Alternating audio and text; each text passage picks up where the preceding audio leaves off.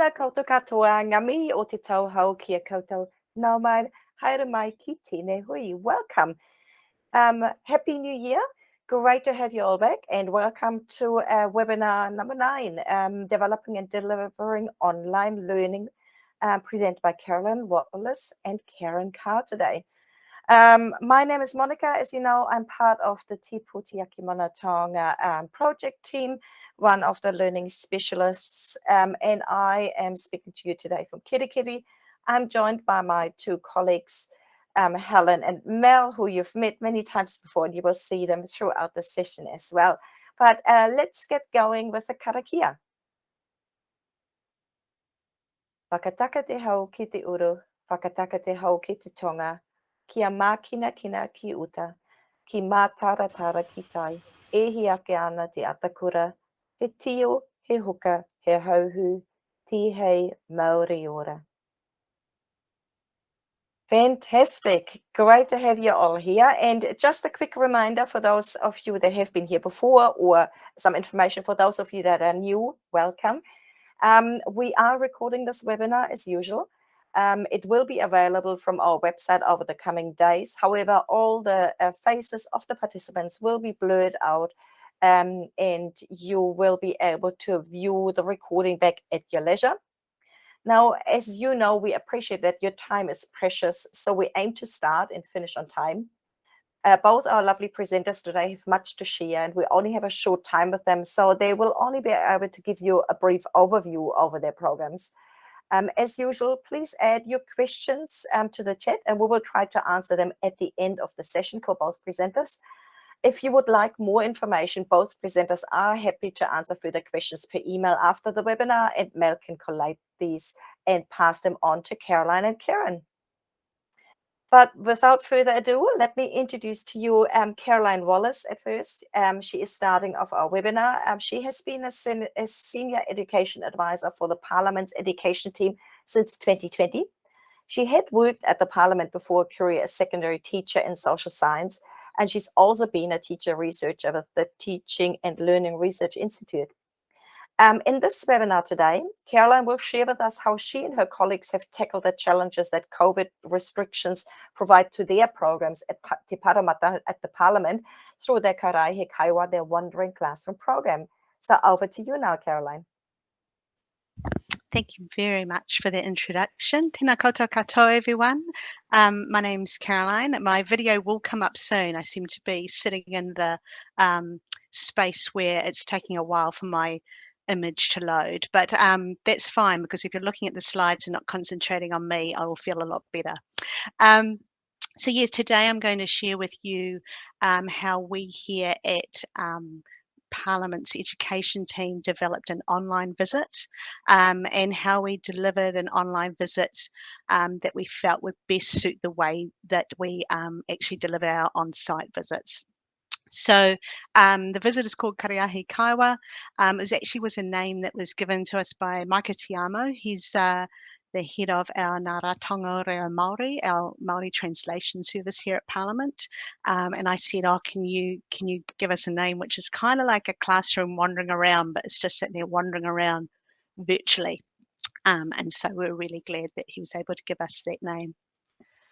So what I'm going to take you through today is firstly just, I just wanted to set the context, only really briefly, but it just might help people sort of see that what might be similar in your places where you are teaching, and how it may be different. And then I want to talk about just the initial part of the journey, show you an example of how we actually then ended up delivering our online visits, and then to share with you some feedback and our next steps. So hopefully you'll get a short kind of picture of how we constructed our online visits. So firstly, with our context, we are an education team of 6. We are a mix of people from the Parliamentary Service and Office of the Clerk. And therefore our services kind of go across both those agencies. So we don't have any kind of legislative mandate to do civics and citizenship education, but we feel like it's actually really a core part of our business in the education team. So I guess in that instance, we are separate from the Ministry of Education. We don't have those reporting requirements. I think the second part of our context is that we cover a number of different kinds of things other than visits. So yes, we do on-site visits. We now have got online visits. We have developed digital and hard copy resources for different year levels. But also we do education with other kind of groups as well. So public sector groups, government departments, tertiary groups, when time allowed, overseas universities, although we are going to do an online visit with a university in a couple of weeks. So what we do is quite, I guess, covers quite a range of different groups and individuals.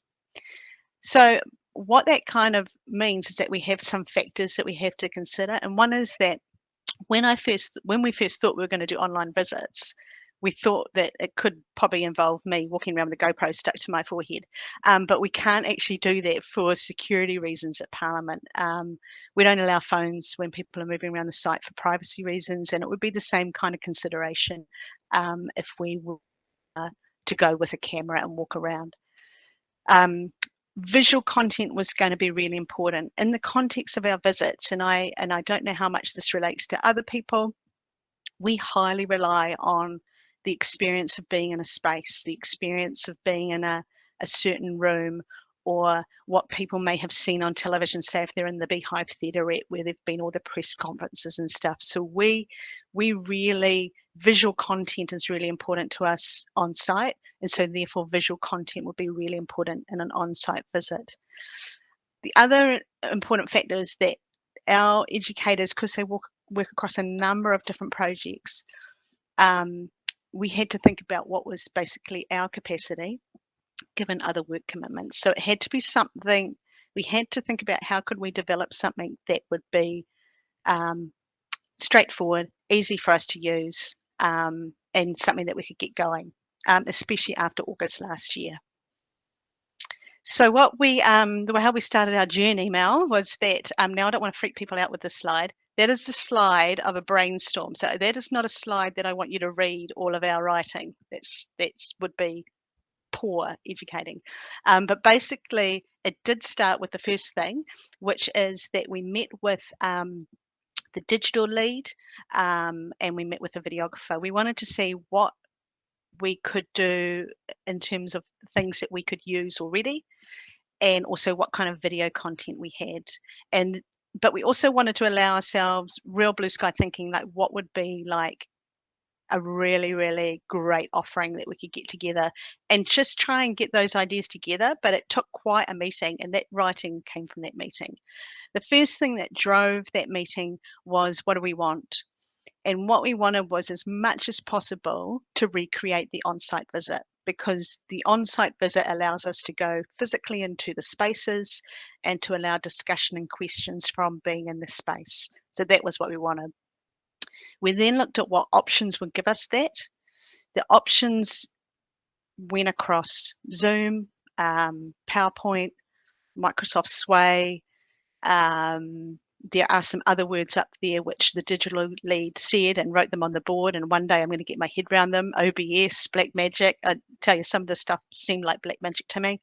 And talked about the fact that we wanted to get something up and running, so it might be that we have to just do something that we can all deliver and get ready now, and that maybe next year there would be a phase 2 that looked at things.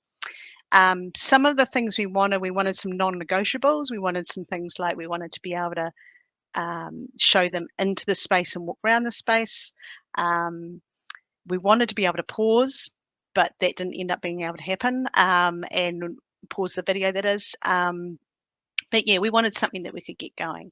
So then we looked at what our next steps were, and the next steps were to just investigate Zoom as a platform, and to look at how could we deliver a PowerPoint with video in it via Zoom. So that was how we got to that part of the journey. So how that looked at in practice was that we did develop an online visit using Zoom, but using it with virtual background changing.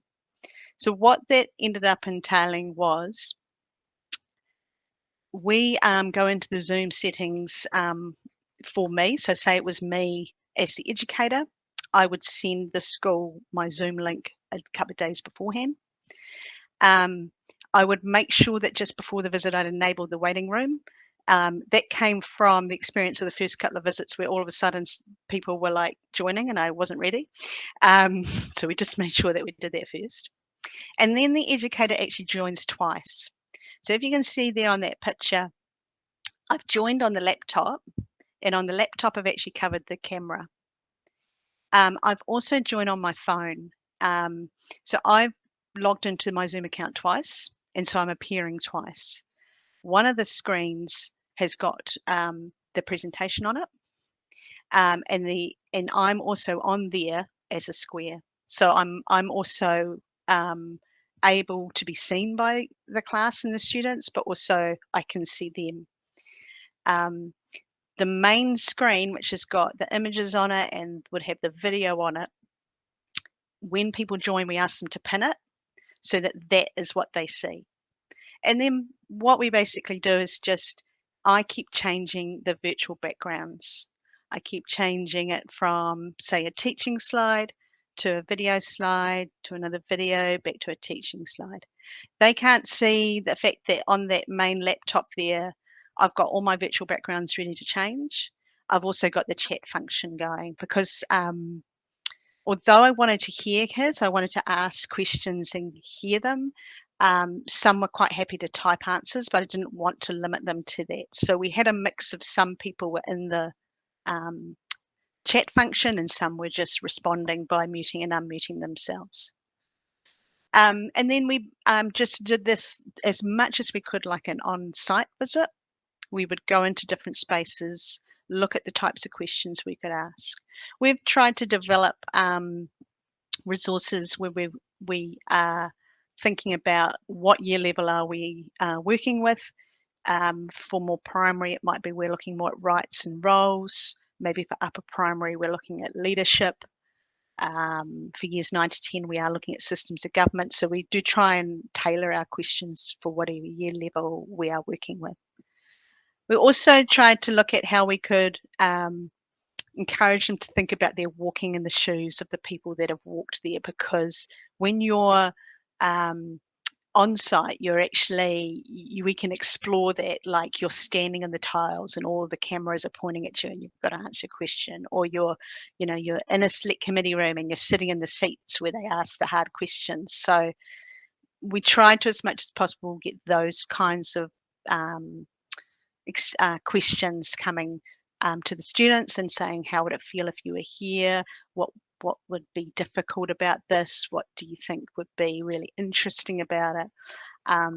And also, like in the rooms like debating chamber, still to try and get to the level of questions that we do, where we're asking about the type of imagery and symbolism and allowing a really open space for students to also think about if they could change things and whose voice is represented and whose voice isn't represented. So yeah, so that's basically how we take them through the online visit, as much as possible replicating an on-site one. So now we're going to try, fingers crossed, Mal. This is that we're going to short little clip of what it looks like to go through into the debating chamber. Oh, that's coming out quite well.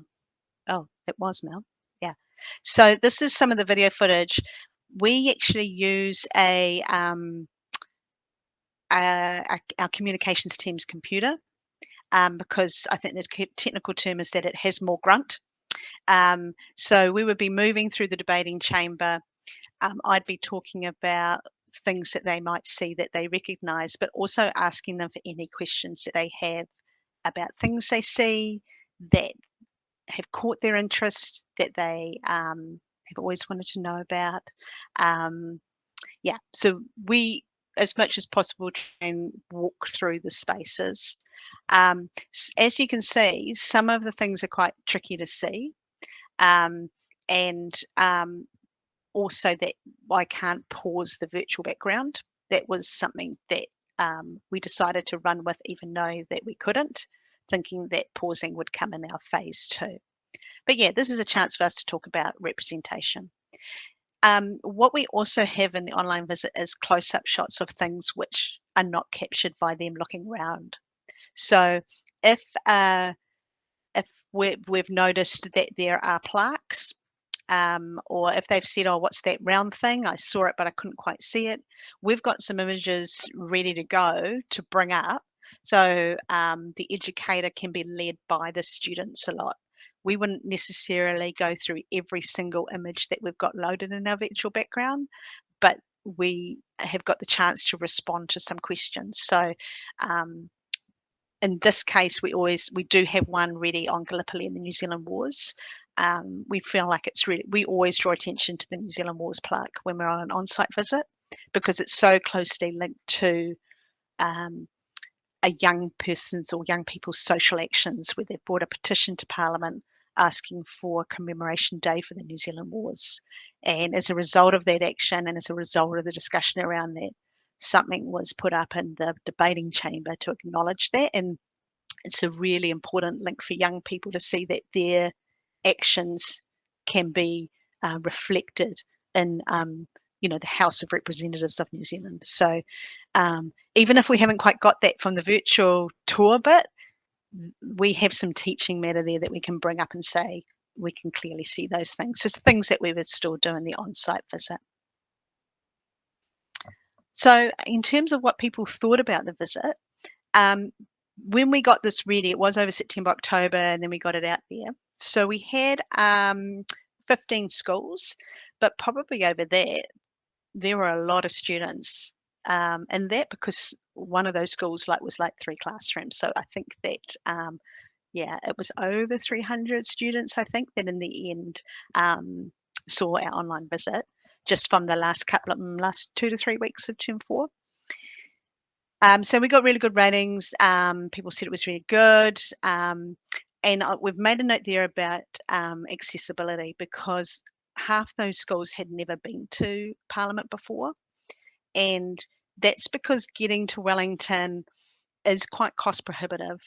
And if we're thinking about how we can reach students with our civics education, something like this is going to prove invaluable, because it allows us to be able to reach them this way as well. So the fact that half hadn't been before, we just thought that was great. So yeah, and students said that they told their teachers they got a good sense of what was happening in the buildings. That we also can show them rooms that we may not necessarily be able to get into. We do like to take students into select committee rooms. Sometimes they're being used for select committees. And we do like to get students into the Beehive Theaterette, and sometimes we can't use that because it's being used for what it's being used for. So it is good to be able to get them into those spaces. And yeah, people just really have been really generous with their feedback, and were really positive about it. So that was cool. We did strike some challenges though. Getting something like this off the ground does kind of need a video footage available, and also relies on people that are doing multiple other jobs as well. So we were kind of in the line for getting video footage a few times, and then when we got to like August, September last year, we said, oh, actually we really need to now grab that and use it. You do need a relatively powerful computer. I think I'm going to use a term, and the people that are more knowledgeable than me, 16 gigabytes was, we were using the computer's computer, and it does make it a lot more powerful to push out the video. We were talking about this yesterday, and if you can get the video to a point where you can play it via virtual background, and that took a couple of goes, you then need something quite powerful to push it out.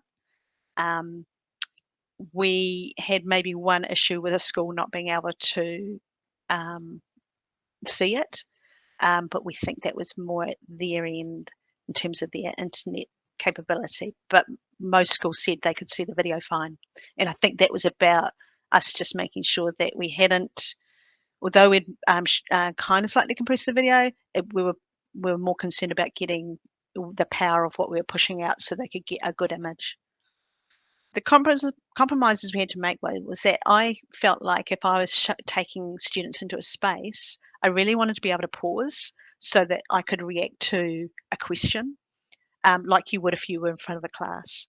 And so that's still a big compromise for me, because I found that when I was teaching, I had to go, that's a really interesting question, and I'll give you some ideas about it. The video would keep looping, and I'd kind of keep talking about their answer until we got around to what it was that they talked about in the first place. So, yeah. The other thing is that I'm not in front of the footage. I mean, sometimes people, like in a virtual tour, they've got like a floating head in front of the image, and we tried that a few times, but I just felt like I took up too much headspace with what was going on behind me. So the two Zoom accounts worked out that then I was just a box to the side, and just felt that at that time that was a little bit more comfortable. Whether something like PowerPoint Live offers something different, then yeah, that it may offer me to be able to do that. So yeah, those were the issues and challenges. Our next steps, though, are that we are going to look for something which allows us to pause. We have a teacher reference group. They've given us some ideas about more footage they want to see. They want to see, maybe make it a bit more like a back behind the scenes type tour, like things that you wouldn't normally see, and make it extra special, given the fact that these students aren't able to visit us on site. Yeah, and also that we need a 16 gigabyte computer. I think having tried it out and having got good results, we are able to get one now. So yeah, at the end, after Kerrin's, I'm happy to take any questions whatsoever. Thank you. Thank you so much, Caroline. And we really appreciate the time you're taking to share this with us. But as a rural educator, I very much relate to the idea of you bringing rural kids that normally couldn't travel to you into your spaces. And then putting my other hat on as a rural museum educator, we completely have experienced the same issues of people not being able to come to us due to distance or other restrictions. So thank you so much. Everybody, please feel free to put your questions into the chat, and we will bring them up at the end of this, at the end of Kerrin's part of the presentation. But let me take a moment to introduce him to you now. Kerrin Carr has been the education facilitator at Te Awamutu Museum since February 2020. His past lives include film and TV, dealing cards in a casino, and over 21 years in radio as a writer, producer, and voice talent, he tells us. He loves the challenge of finding solutions and making a real difference.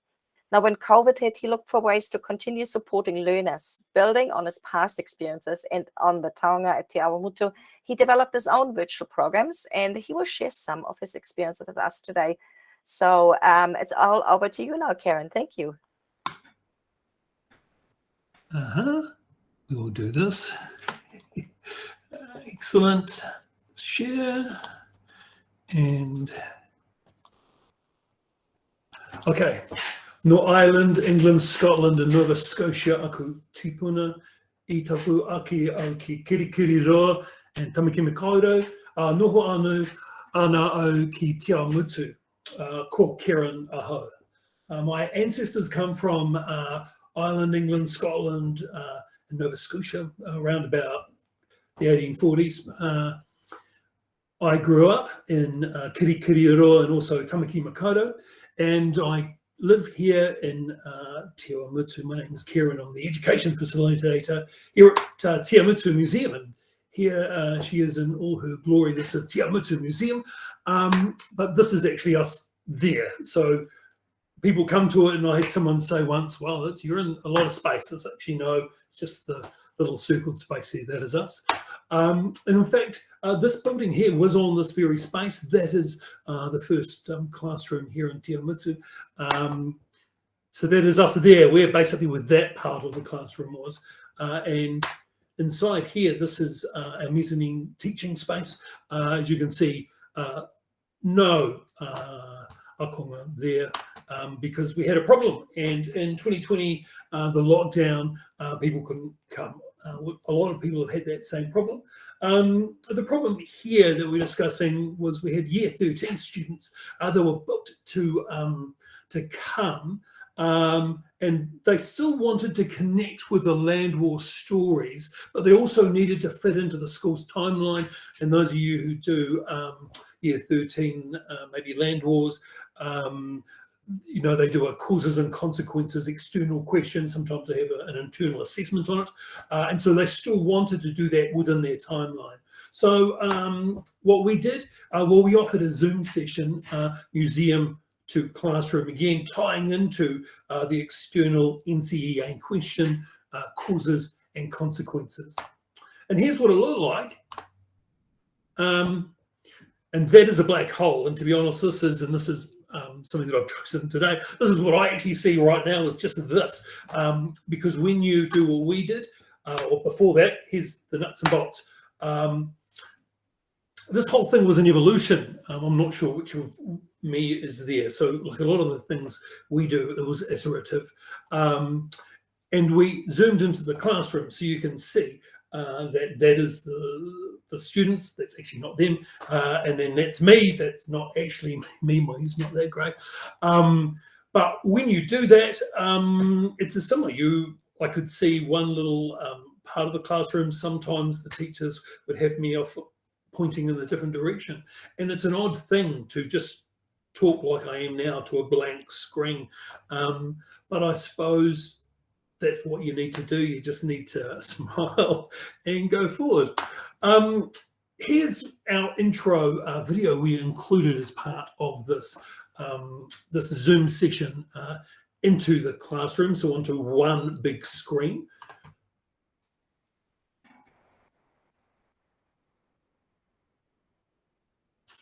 And that is us zooming through Te Awamutu, past the subway, the coffee shop.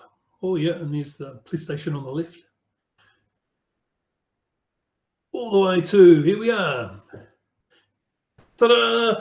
And we start with the words of discussion because I wanted this session to be a discussion, a chat, which is kind of a hard thing to do when you are talking into a black hole to people somewhere else in a classroom, all looking at a big screen, hopefully. Yeah, it's a tricky thing. And also, you know, as people have discussed before, it's that fine line between people telling information and people actually discussing it. And so that it's not just a talking head. So the next thing, and this is some of the things that we did as part of the Zoom session, next thing we did is this. This is actually the T's and C's of the Twitter. Because of course, like anything, T's and C's apply.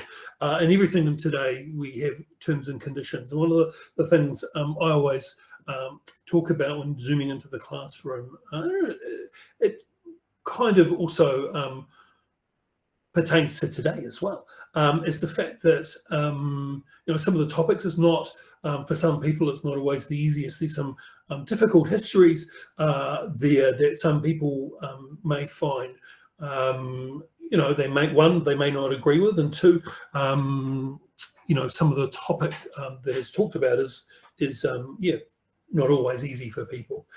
So yeah, we chat about that. And like I said, it's a discussion, and what we did is to help this discussion, I used Poll Everywhere. So pollev.com is the site. If you go there now, if you've got a device handy, if you don't, that's absolutely fine. And then Monica, you'll tell me if we need to pull something. We're all good. We're all good? Yeah, on my screen, I can see your questioner. Yep, cool. So thinking about the times of the New Zealand wars, are there any similarities or parallels to what is happening in New Zealand today? So if you go onto your Poll EV, if you've got that, if you don't want to, we'll just go forward to the next slide. But it just shows how we use the technology to hopefully chat to the classes.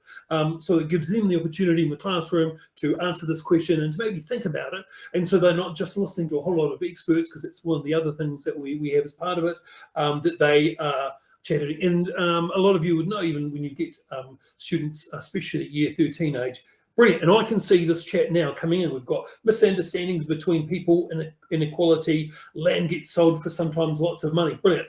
I love all this chat coming through, and this is what happens. Now, pollev.com has a paid version and a free version. Unfortunately, I've only got the free version, which means a couple of things. I can only have up to 30 people be a part of my poll. And the other thing is the council I'm a part of won't let me put the software on my computer, which means I can't integrate it. So hopefully in the future we can integrate it so you can then see as part of all the answers on the screen there. But yeah, that's how we do Poll EV as part of it. The other thing we do is we have experts give their opinions. Every single session has been different. I've got videos with 3 different experts, Shane Turuki, Chuck Davis, EV liaison, and also Alan Hall. So 2 of the people I'm going to show here, this is Alan Hall. He is a local historian. And I facilitate the chat in between when we talk about stuff. Here's an example. One of the reasons they liked Rangiovia so much was that it looked like a piece of European agriculture. You know, they were trying to change Maori culture.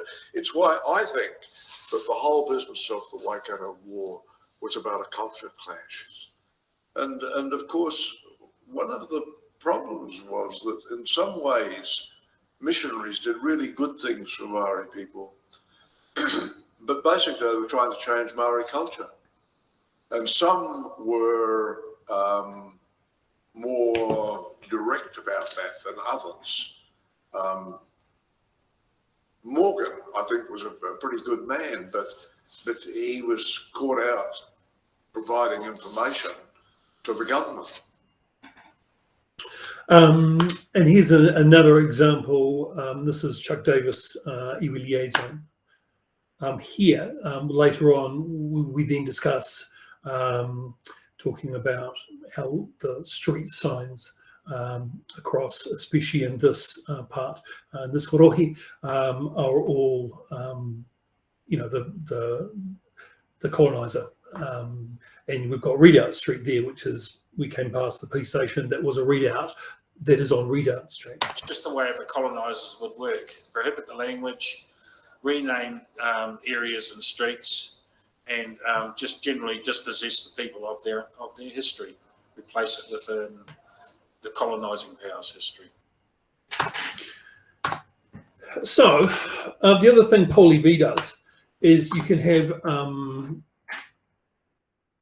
literally like a poll. So if you go to that poll, if you're on that pollev.com, Kerrin Carr 913, you can answer my poll, which is, what do we think the cause of the land war, especially here in Waikato, Waipa, was?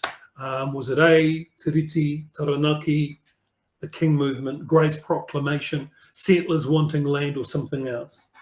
And I can see straight away this, and it's great. So it gives me, I can see what the students are thinking. I can chat to that as I go forward. And again, it'd be good to be able to share that on the screen. I can see straight away 80% settlers wanting land, 20% Taranaki land issues war. We do this one quite early in the piece as it continues through. It's quite an interesting thing to do. I lead on to the fact that maybe I suggest it might include a bit of everything, because it's a hard thing to put a pin on something this big. The other thing we try and do is offer as many different lenses and views as possible as you can in the time. So my next one is, what are these from? Same thing on the pollev.com, Kerrin Carr 913. If you're up for it, pop in the in your pollev.com what you think these are from.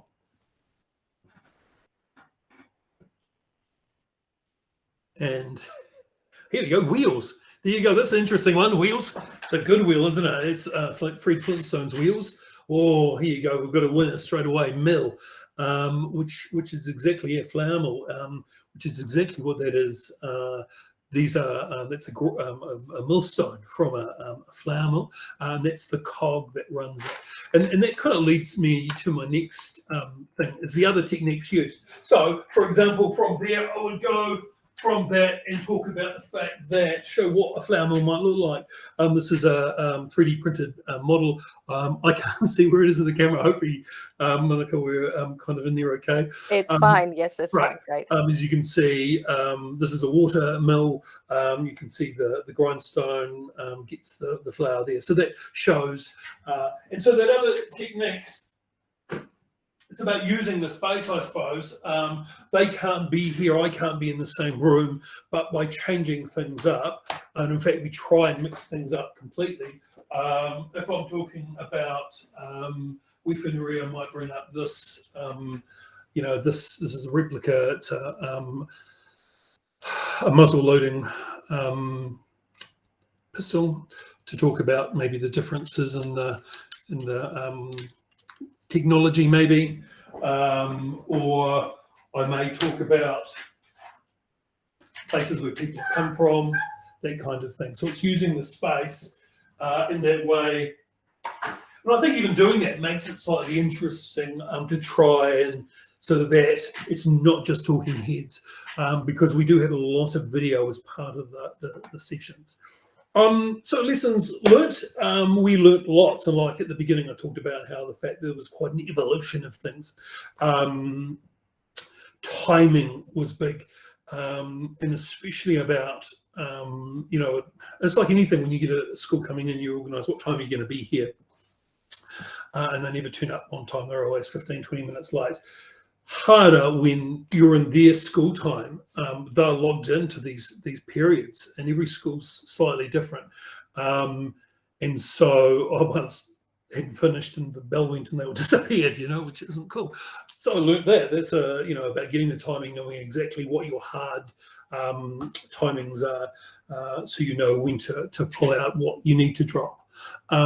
Technology was a big one, because technology is so different. I tried to do this out in the mezzanine. We had the photo at the beginning, because that used a different internet. It was a Wi-Fi. It wasn't strong enough to do it at all. It wouldn't work. So I've had to do it in the office. So it would have been nicer to do it in the museum, but it's in the education office.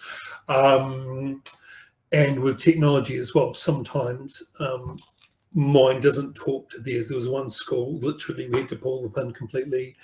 The technology didn't talk for some reason. I learnt a lot from, there was a link put up on the page at some point on from virtual excursions from Aspiring Australia, and I learnt a lot from those webinars. It was like a virtual, it was like an expo thing with 3 different, and one of those things that they talked about was, technology, it's going to go wrong at some point. So have a backup, have something in place in case it does, and then don't let it rattle you. You just got to go forward. And trying the variety, trying those different things, using the different parts with the polyv.com, that's had quite good feedback from the students, and the videos from the experts. And look, in some of those videos, unfortunately I couldn't share many with you today, but some of them really hit hard, and they're from bits that I can't speak from.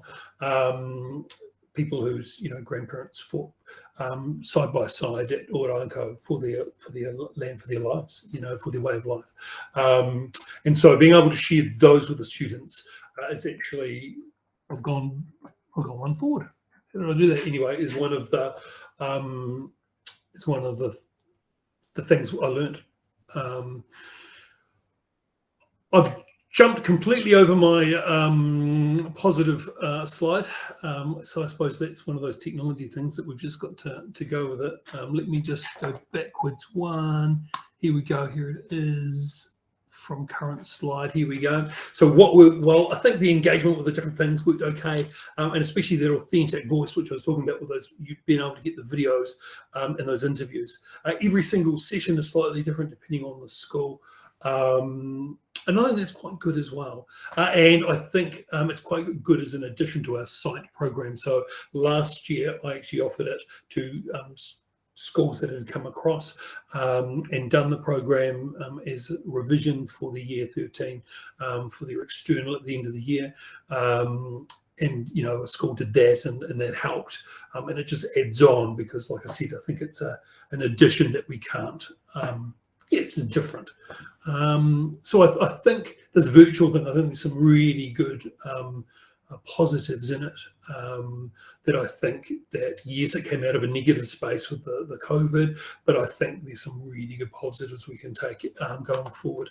Final thoughts, go for it. If you haven't done it before, I say go for it and give it a crack. A lot of you would have done it and you're probably absolutely acing it. I've been absolutely blown away by what I've seen on these webinars. It's been great. One of my only other things is try and chat to one person. Hopefully I've done that today from my previous life from radio. Basically with radio, the key is when people are voicing radio ads, which I used to do, the key is talking to one person. You watch TV and they go, hey there, you there on TV, you land everybody, you know, and it shouldn't be that. It should be one-on-one, which helps that thing. If you're going to do what I did, which is zooming into one classroom, you can't really see them. All you can do is see a screen. If you imagine in your head, you can see that one student, you will get that connection. I think that's what it's about. And thanks for you to listening. Thank you also to all those people who voiced my videos as well without them sharing. It doesn't, yeah, we've got nothing. So yeah, that's it.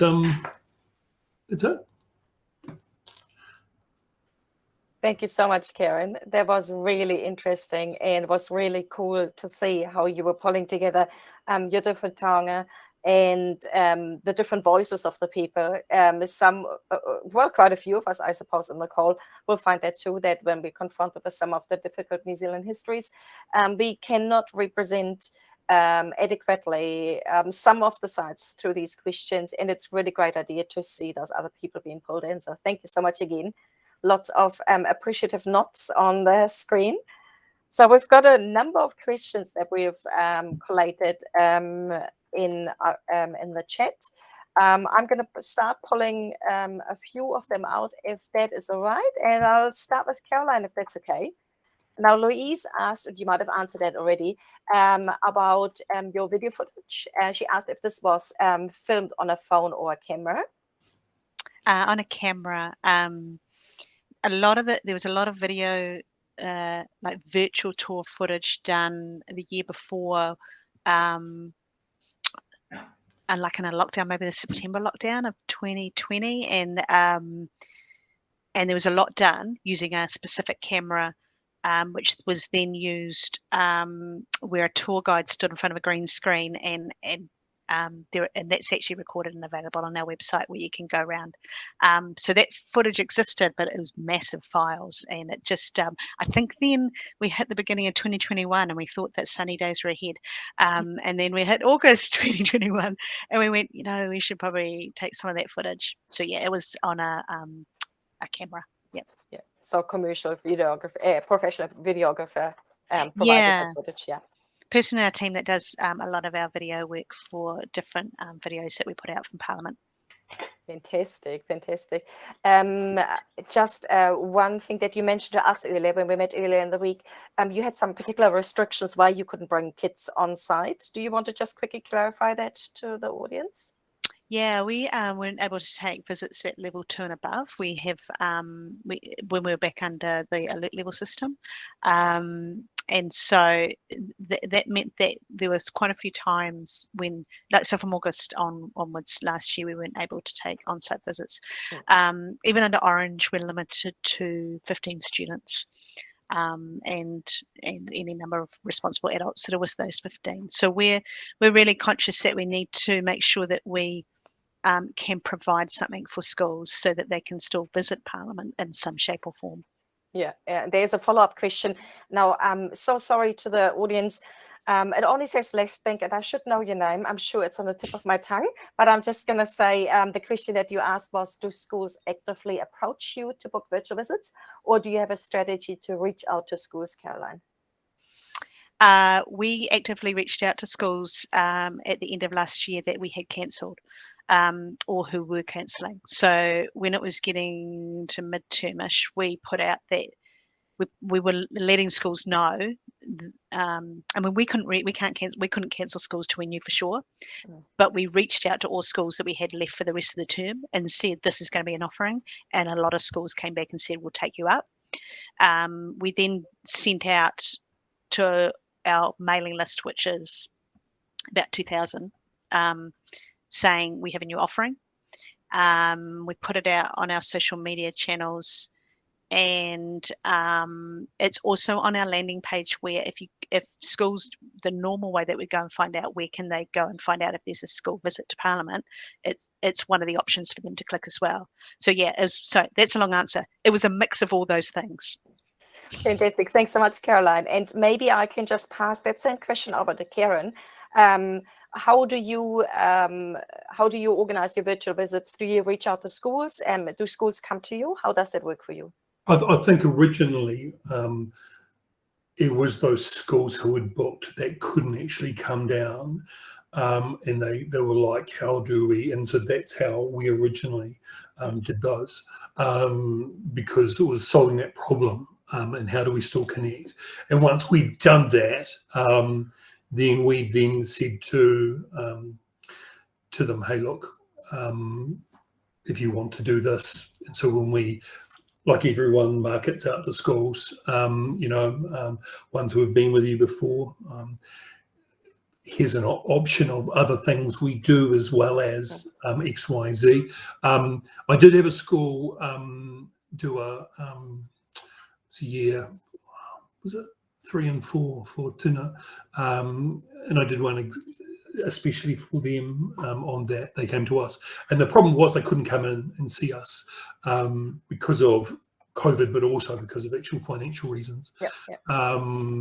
Unfortunately, we can't put that. We're a OTC provider at the moment, so we couldn't put that one down as that, because at the moment that's not part of the LEOTC mandate. Going forward, you'll see that's on the table if that happens, which I think is great. I think it's exciting. I think by having as many options as possible, it actually removes barriers, like Caroline was saying, of schools not being able to come to her. So I think we'll reach a nice medium mix, I think, where we'll get schools who, not just because of COVID, but because of financially they can't actually travel to us.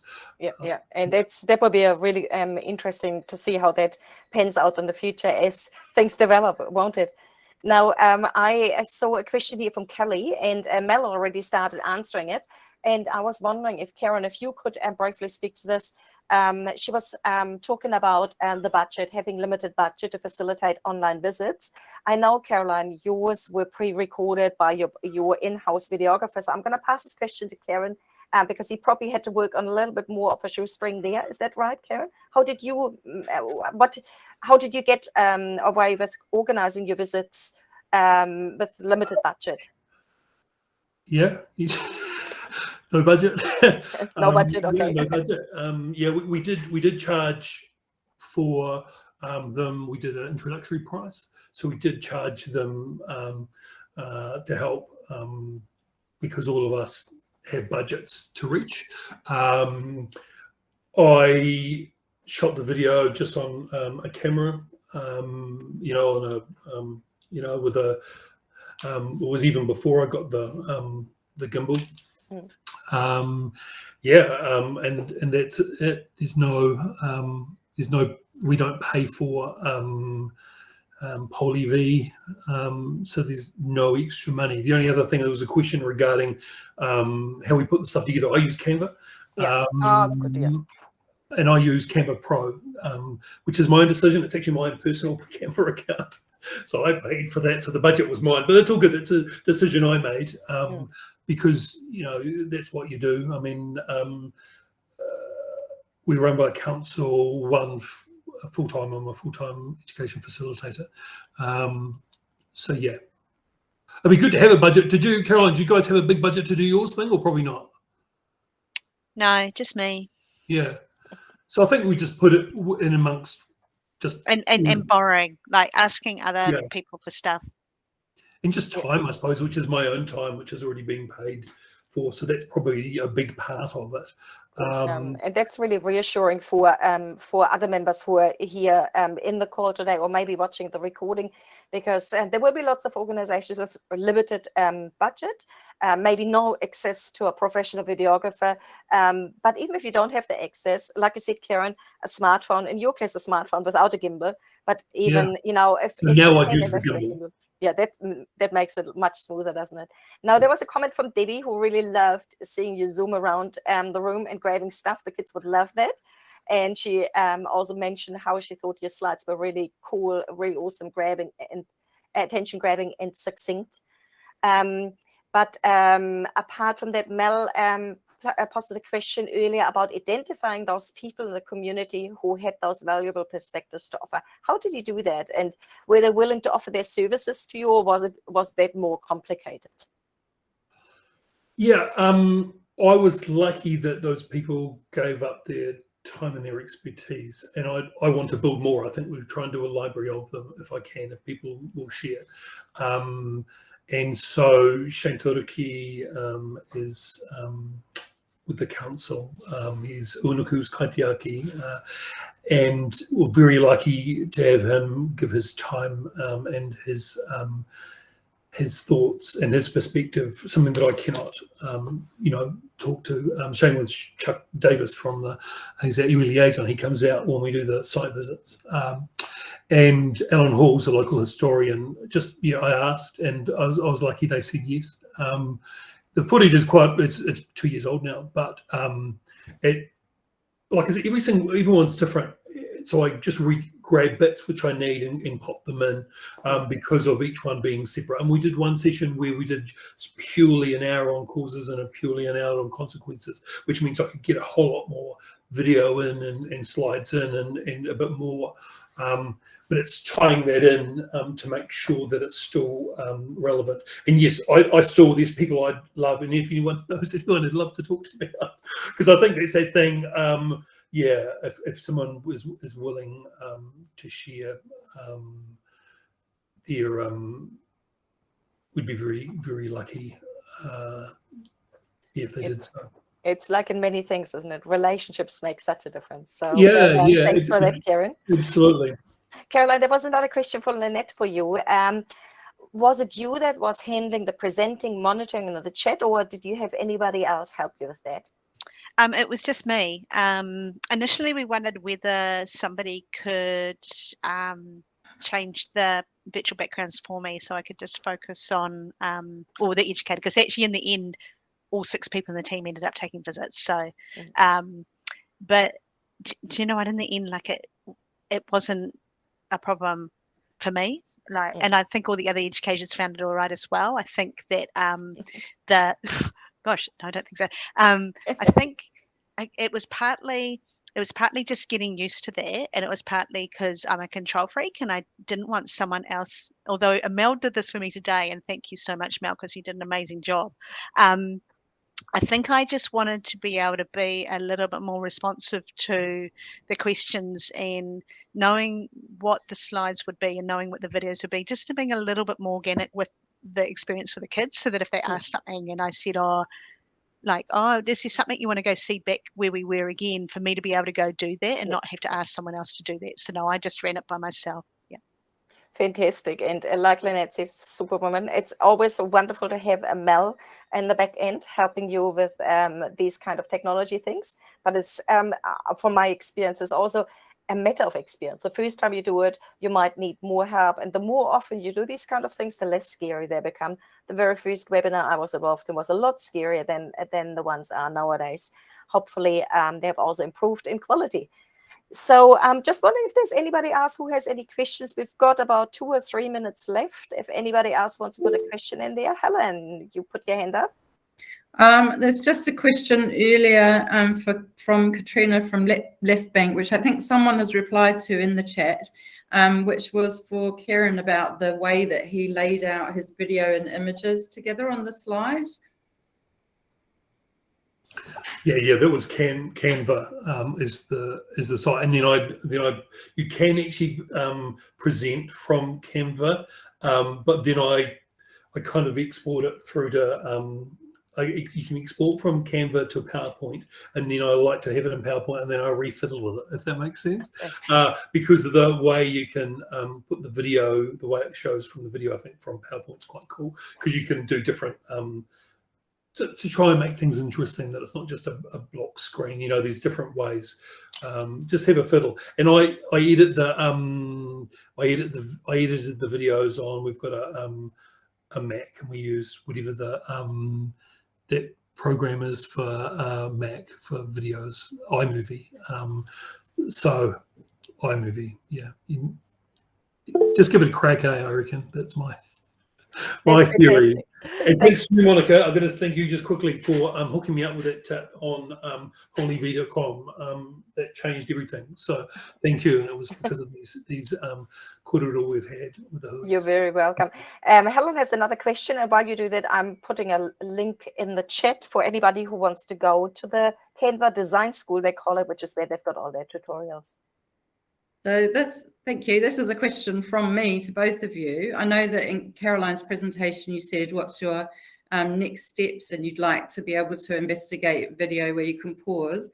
But blue sky thinking, both of you, if you had any amount of time, money, resource, what else would you really love to be able to do with these kind of virtual excursions? I'd actually like to I don't want to like make it a death by PowerPoint than Zoom for them. I want to just try and make it a lot more experiential for them, and in spaces where we have things around us which make it less experiential for them. Almost when they're here, when they're there, they're in these big spaces, and we can get a discussion going. Going through on the online visit, I feel like gives them a sense of that, but I want to work on something where we get a little bit more engaged. If I can, you know, what I'd like to do is see if I could get like a role play going, or something where they're debating or they're experiencing what it sounds like to sit at the select committee table and say what they want. You know, I'd like to hear them a little bit more other than the responses to the questions. I'd like to just delve more. I think make it a little bit more of a deep learning experience for them via trying out their voices in the spaces as well. Somehow, I don't know. That sounds good. I think I'd like to look at possibly going out to the sites and actually recording korero out there, you know, and being in the sites and the spaces with the other experts and other people with stories to share. We have the council and the museum has a website which was created in partnership with Mana Whenua, Te Awamutu. So that does a lot of that. But what we do with the schools would be, the idea would be to get a library of stuff that would tie into their learning intention. And I think by having the odd chat out in the places, or even be able to go out and record and have that video to be able to, because I think, you know, with be able to help people who can't come in, but also COVID, who knows what's going to happen. I think, you know, touch wood, but. Fantastic. Thanks so much to both of you. That's probably all we've got time for today. But I'm so thankful to both of you for giving your time to share with all of us today what you're doing. And well done to both of you. I mean, it's just amazing. I want to be a student on your sessions one of these days. Now, I also want to thank our viewers. Thank you for taking the time out of your day to come and join us today so early after the holidays.